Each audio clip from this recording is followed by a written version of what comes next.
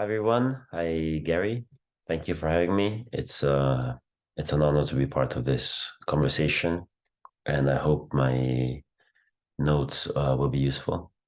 I would have loved to participate in person, um, but the time difference is quite challenging, and so we've agreed that it would have been better to send a video message and leave the conversation to Gary, who is much more proficient and fluent than me in social gatherings. So without further ado, thanks again, and I hope you enjoy it. I'll try to keep my notes to a maximum half an hour, where we'll discuss the narrative plan and its relationship to ecology. So a relationship between design and ecology. It's a conversation that starts in London that can, I think, expand to the world and has expanded to the world for a very long time. That probably is coming back to the fore as an important aspect of our work. So without further ado, here it is.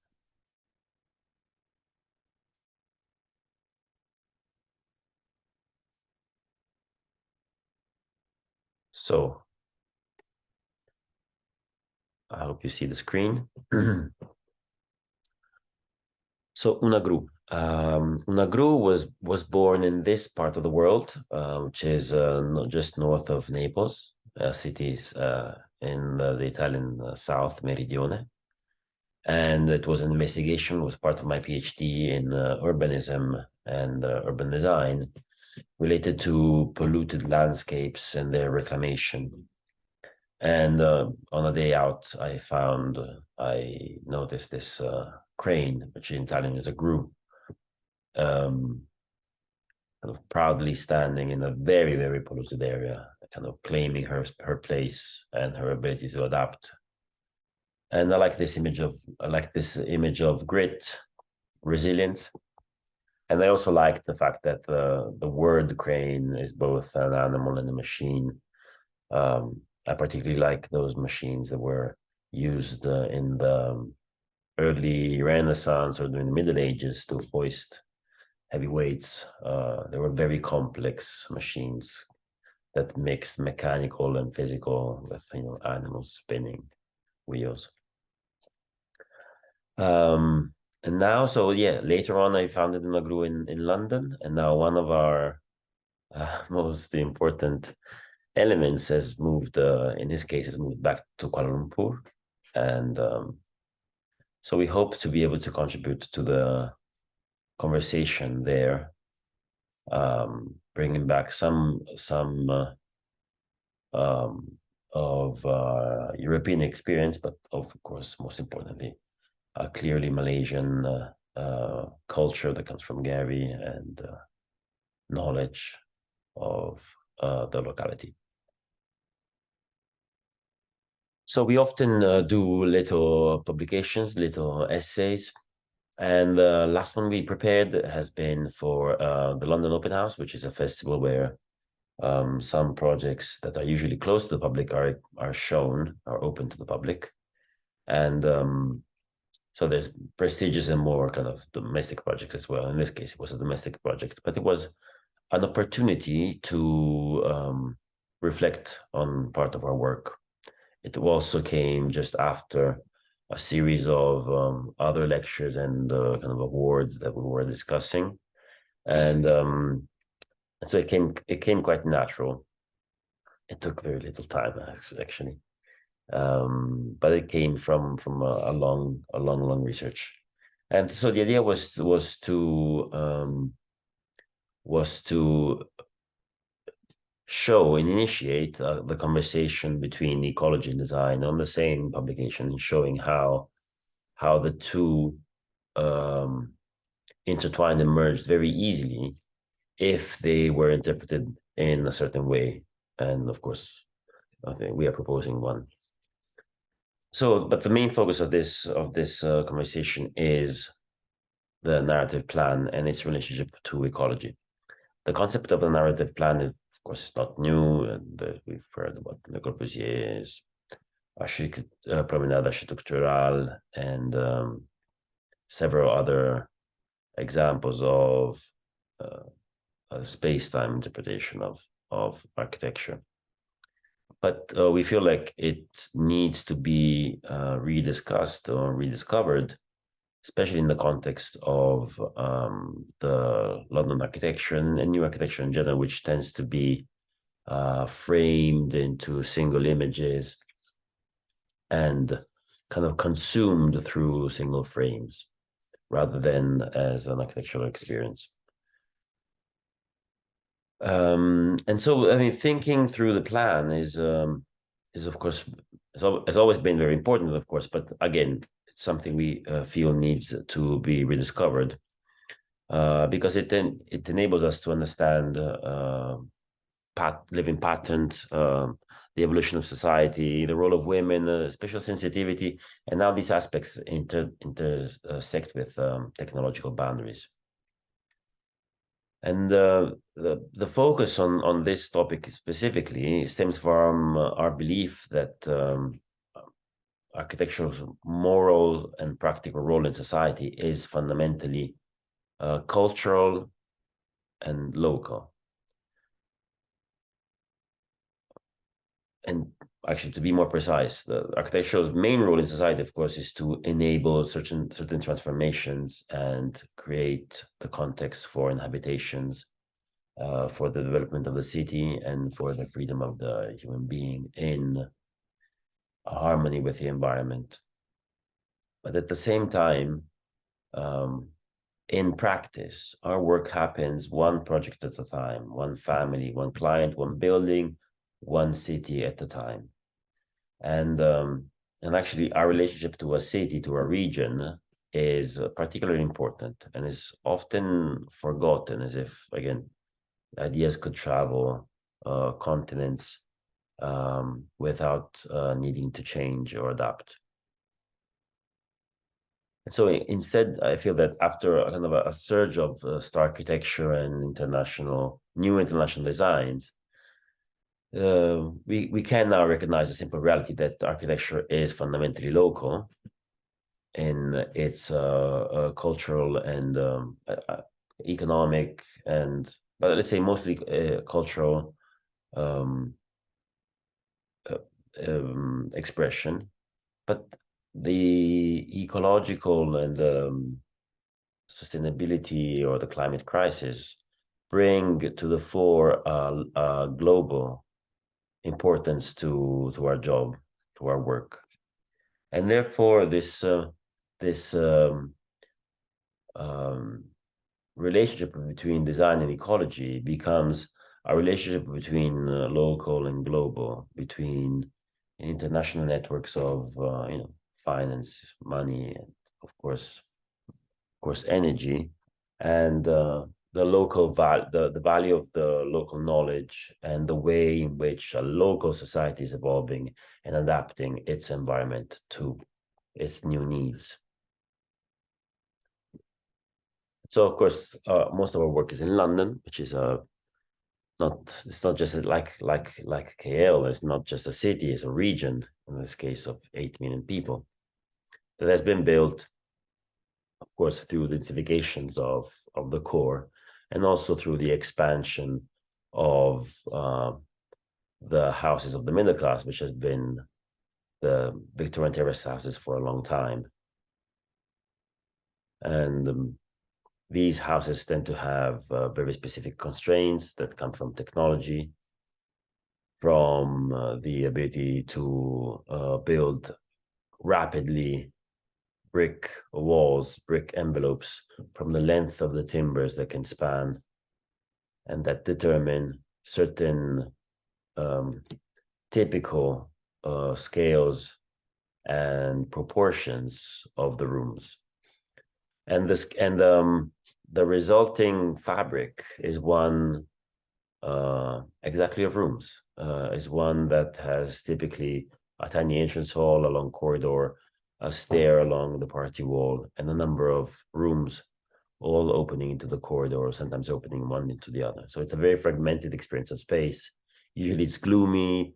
Usually it's always overseeing only in one direction, so only one source of light. And it's of course a response both to technology and to a form of living that was that predicted the separation of women from men along a lot of the time, that predicted the separation of servants that would work for the middle class family, and of course a condition of society that has completely changed in the last years. And so this sudden change, this growth of the society and the economy, and the kind of the return to the house as the favorite form of living in London, has implied the requirement of adapting this typology. And a typology that has built the city kind of in a similar way to what Muratori found for Venice. But how do we adapt these buildings? Well, in most cases, there is a specific solution, which is one to bring a kitchen with an island towards the end, a dining table, and leave the rest more or less as it was in terms of its spatial experience, but just changing everything else. That's the decoration. And in our case, instead, we've always tried to push the boundaries of this idea, and that's where the idea of a narrative open plan was born.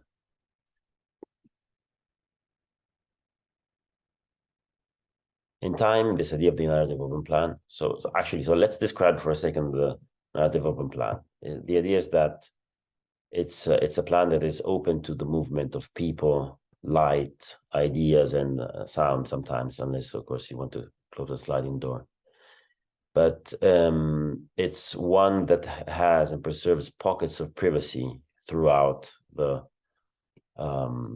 layout. So when one comes in, they cannot see the rest of the house. There's something impeding the view, and things have to be uncovered and discovered and conquered. It also is one that has practices through compression, slight pressure on the inhabitants, who are reminded of the physicality of the real world, who are challenged in the perception of the square angles. And finally, it's eventful in the sense that throughout the movement, the design is almost staged to create several events, several accidents, details, changes in materials, changes in atmospheres that attract the user's attention, and therefore keep kind of a vibrant idea. A vibrant experience of these spaces. And in time, this approach has tied with two other approaches that are more related to ecology and sustainability. And I'm using here two words not by chance, but because I see them as slightly different, actually fundamentally different, in a way that maybe it's a bit subtle, but it's fundamental. So ecology is to us is the science of complexity. It does not have to do with the quality of an environment, but any environment is an ecology. But it is a science that explains relationships and explains complexity. And we feel that an ecological way of thinking is the one that can help us solve the challenges of the climate crisis and sustainability in general.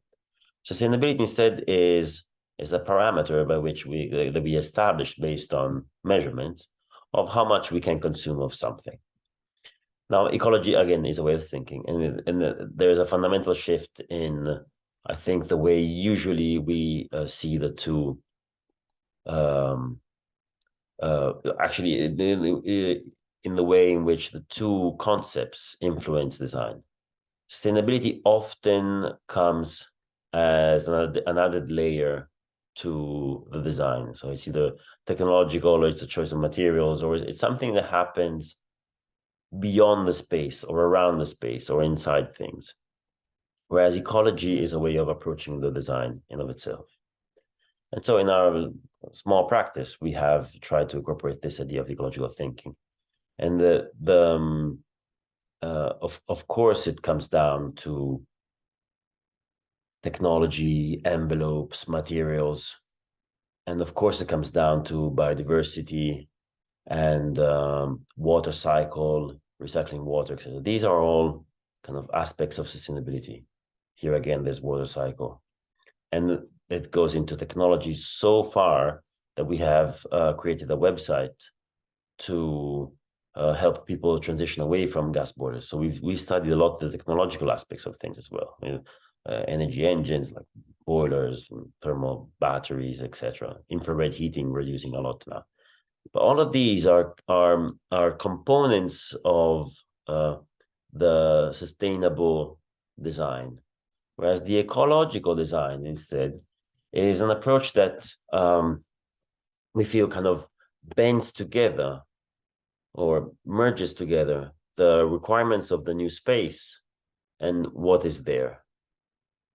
It stems from the idea that the most complex and sustainable project is one that limits its effect on reality. Actually, the most sustainable project is one that is not built. It's only thought of, or maybe not even that. So basically an idea of the least we do, the better. And of course, this is completely the opposite of what we've learned and what our instincts tell us about a space that we visit for the first time. We visit a space for the first time and want to change it. And that's only natural and only sane. But what we are saying is that an ecological cultural approach to it expands the conversation that surrounds the project to include the environment as an entity that we have to represent, and to include, of course, the budget of the client and us, and to include the building as it is, and then to include the building also as a potential for ideas. So we put front and center the existing building, and through a few notes here, I will outline how we have managed to create or to achieve a narrative open plan while also preserving either cultural but especially physical aspects of the projects of the buildings we were transforming. So in this first case, this is a detached house, and the original project was to basically rebuild the whole of the ground floor, which would have been a very extensive project. There was a need for more modern way of living, and there was, of course, reference to these large open plans where everything is visible. You come in from the door and you'd see the garden and possibly even the seaside of the Tour Eiffel or some other country. And instead, through work with the clients, we managed to review the brief to reduce the footprint of our intervention to the rear of the house. And this has been liberating in several ways, because we got rid of something like a TV and the playroom, which are just very hard to work with in a large open space. But it also has given us the time to explore options where more and more of this separation was kept in a way or another. And the final way in which we kept this separation, we kept a memory, a cultural memory of the original Victorian house, was to demolish these walls only to a certain height and to express our intervention as a single structural element, just this, which we call the spider, that is purposely set at a lower level compared to the ceilings, so that we could preserve one original ceiling and invent two new original ceilings that would express the previous separation of this space into that was into 3 rooms, but actually 4 spaces. So our design expresses these 4 spaces through color, through changes in the orientation and the materials of the floors, and through several different ceilings. Actually, let me go back to this image that I think is pretty cool. where this structural element you see here, it separates 3 different ceilings, one with these curved movements, one with the original coving that we maintained, and one with a more kind of high-tech approach to the kitchen, sloping edges and LED lighting. And here we see the 2 different floors that are again separated by this single structural element. So the perception of the space is one of clearly of a single space. I mean, when you come in, you clearly feel that you're in one space. At the same time, while your kind of view and your eyesight adapts to the complexity of what you're seeing, you of course notice the massive red steel structure, of course. But then you notice how this steel structure is connected to the old structure in a very formal and clear way, showing the old structure as it was, and how then through the detailing in the materials, this old structure is highlighted, underlined, and kind of expressed joyfully, I hope. And here again, some accents of color, and we move to the next one, which is called the sponge. Now, this was a very large, a very extensive project, and you will see here that the degree of change is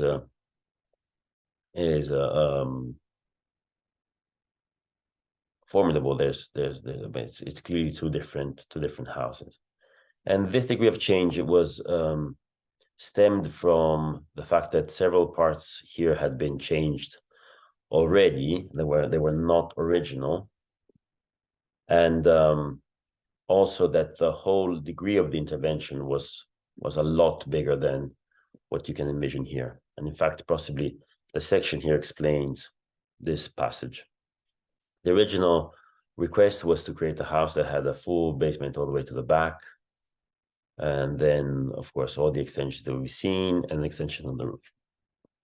And in time, so the requirement for this extension and for this basement extension was to have more living areas and space for a family that's working mostly from home and needs, again, pockets of privacy, but also the idea of an extended network of friends and family that need to participate in the life of this younger family here, and therefore the need to have spaces for reception. So the basement became the space where anything that does not have a place in the house finds refuge. And at the same time, it needed to incorporate several other functions that are referred to the daily life, like working, media, and some other spaces for parties and reception. And again, in time here, we managed with the clients to reduce the footprint of this basement, massively cutting the investment and the carbon footprint of our intervention by incorporating the basement in one loop that you can see in section that made it part of the living areas, while the services areas in the basement were hidden behind slanted walls. And so this is the access to the basement. And so this project became a project of traversing a complex landscape where literally tens of accidents happen, things happen, events happen, and things align in a way that is quite special. But most importantly, where the garden and the basement comes down and coming up again, and then follows into the living room and up to the upper floors, they all participate in the life of the house in a way that is completely uncommon and unseen in most projects here. where even the landings are vast and people can sit down there and speak or wait for someone who's in the bedroom. And so during these parties, the life unfolds through the stories. And the final result is, of course, a project that's very embedded in nature, and a project of I think remarkable complexity, where the folds in the fabric of the building create these pockets for a dining table or for a kitchen, where a slatted box creates a little greenhouse, but also houses the stair that goes down into the basement, where the stair down to the basement hovers above a triangular fish tank, and then lands onto a very bright and shiny floor that reflects the light from the garden behind us in this photo. And the whole layout in the basement is cut at an angle. And these you will see here, these spaces along the pathway to the top floor, that are spaces for resting and mingling and to see one another through triple heights, double heights. They're essentially public spaces. And then, of course, finally, a splash of color. Before we move to the next project, that's also known as a house for a cellist. And in this case, again, the house was severely modified. All of this was new. The original house was this, which was clearly too small to be used as a form of Victorian house. Sorry, the original house was this, yeah, up to here. With this extensive chimney. So our only main structural intervention, aside for this, which was part of a newer extension that needed to be removed, was to raise this chimney up to the first floor and leave these two very thin columns as a testimony to the old double chimney. And in this case, the narrative plan had to be carved out of simplicity. We created a box. And this is the section where we've created the one single line for the ceiling to create this continuity. So the box was necessary. We needed a clear envelope to be able to develop the design process as well.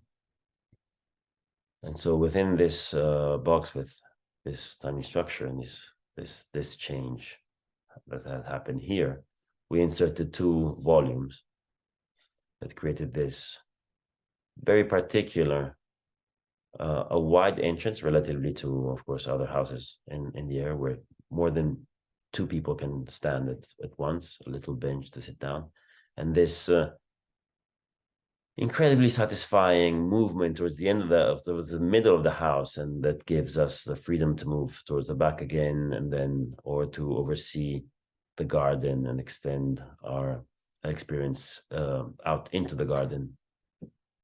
And a kitchen that's enclosed into a box that is semi-transparent, so that again attracts our attention, and services volume that's also encased in joinery, where you have a WC and a bar and a lot of storage and several little surprises. And then a green roof and a great relationship, and water collection and a great relationship to the garden. But here we see another example of how this experience unfolds. We come in and we see some transparent and some clear and some frosted panels overseeing the kitchen. In front of us, there's a different light of the original stair that we've preserved throughout the height. It was falling apart. We had to preserve it, and it was nice to do it. And then this fold in our path, this bend that brings us here towards the center of the layout, where a cello is displayed, and then into the kitchen at the back with this interesting relationship between stone and wood, and then into the living room with this round roof light, the double columns, the joinery, and the direct relationship to the garden. And here are some moments in this experience. The view to the garden once we're in. The joinery incorporates flip down bench. The table can be extended to accommodate up to 8 people.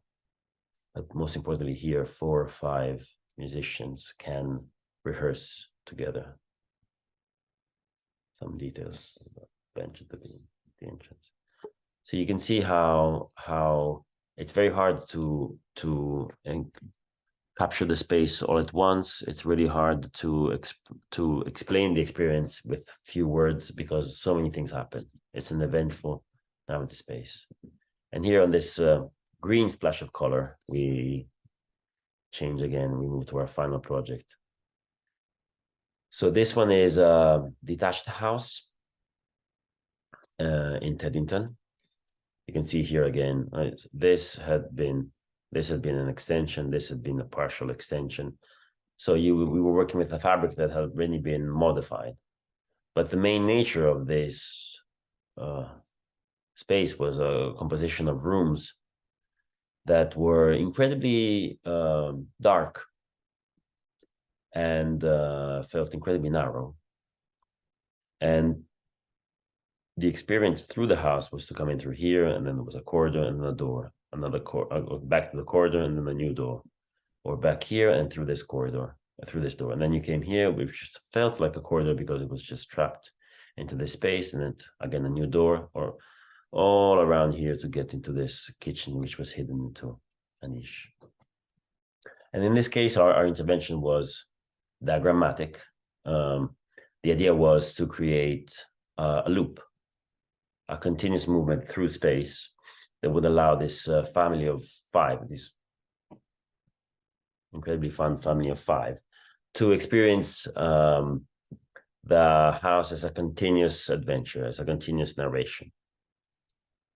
And the reference was here to the early German houses, the Krefeld houses by Mies van der Rohe. So when Mies was developing his sensibility towards the open plan and the shifting planes, some of his early projects were instead a research into rooms connecting into one another, opening into one another. And so here we did exactly the same thing. The idea was to create this new opening. We have a central core, and around it we can move around.